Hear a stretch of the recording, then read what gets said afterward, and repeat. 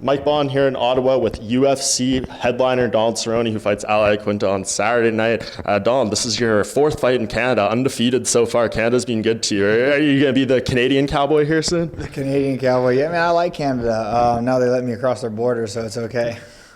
No doubt. And you fought here last time, the only time UFC's been to Ottawa, beat Patrick Cote, and I think one of your best welterweight performances. What do you kind of remember about that fight that night? Is it hard to keep track? You've had so many to pick out memories from certain fights. It definitely is. But I remember I was wearing a tank top here, so the weather was a little nicer. It's like cold rain out there right now, but that's all good. Yeah, you were doing triangle chokes on the football players and stuff. That's right. Yeah, we were playing with. That's correct. I remember now. No doubt. And I mean, another huge fight for you. It seemed like this wasn't going to be the one, though, for a bit. After you beat Alexander in January, it seemed like this Conor McGregor fight was going to happen. At what point along the line, I mean, he made that retirement. Was that the point where you thought that, this one isn't happening, at least next? Yeah, when we were supposed to fight in April, and then he was talking July, and it just kept stringing on. I was like, nah, I'm not going to wait. Let's go. So...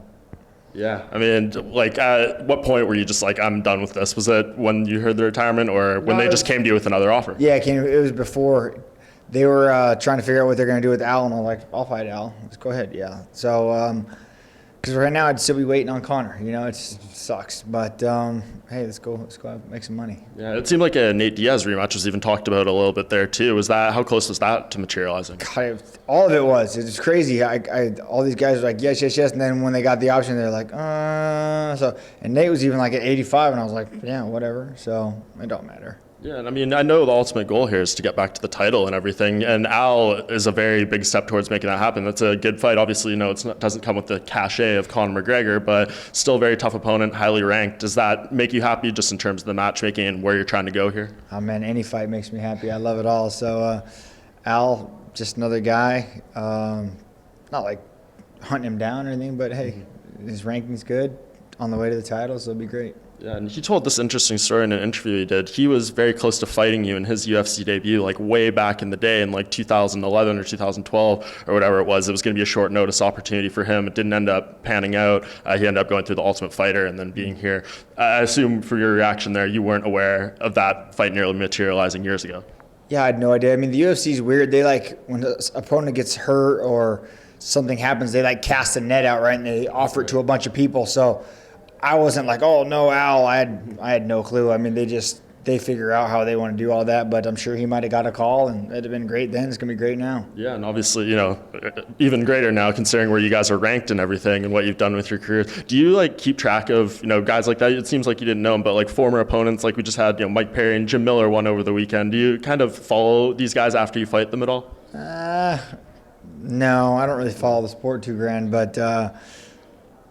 Brunson and Cup are fighting with me tonight. Those are my buddies, so I'd be excited to watch them fight. Yeah, no doubt. And what do you just make of this matchup and everything? Al, when I look at him, doesn't seem like any standout weaknesses, but not maybe the most overwhelming fighter in any specific area. What do you have to watch out for with him? He's just tough, man. The dude's he's like Homer Simpson. He's just tough, real durable, likes to stay and come forward. So just got to pick him apart, stay at range, man, and bring the fight to him. Yeah, I know you don't watch, too much tape or anything. Did you watch his fight with Khabib at all? No, I've never seen him fight, but it's all good. Doesn't mean anything. Yeah, never seen him fight once. You just know what your coaches tell you. Yeah, exactly. Yeah. Yeah. How's the weight cut right now? Good. I'm 64 this morning, so it should be all right. Yeah. How does fighting at 155 change your training camp? I mean, the intensity, obviously you have to do a little bit extra, I imagine, from 170 to 155. What does it look like in terms of the camp, the differences there? Yeah, 70, I can literally eat burgers and drink beer. I do whatever I want. So 55 is a lot more